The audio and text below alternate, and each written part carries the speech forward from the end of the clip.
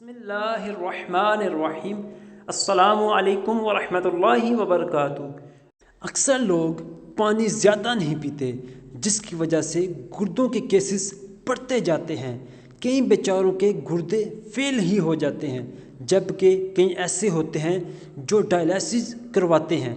वो इतने तकलीफ़ दह मराहिल से गुज़रते हैं। छोटे बच्चे भी पानी नहीं पीते। पूरे दिन में 1 गिलास या आधा गिलास पानी पी लिया तो पी लिया। ऐसा ना किया जाए। जितना मुमकिन हो पानी ज़्यादा से ज़्यादा पिया जाए। कुदरती निज़ाम है कि कई ऐसे जरासीम होते हैं जो इंसान के लिए ज़रूरी होते हैं और वो गुर्दों में मछली की तरह तैर रहे होते हैं। जिस तरह मछली पानी में तैरती है, उसी तरह गुर्दों का तर होना ज़रूरी है।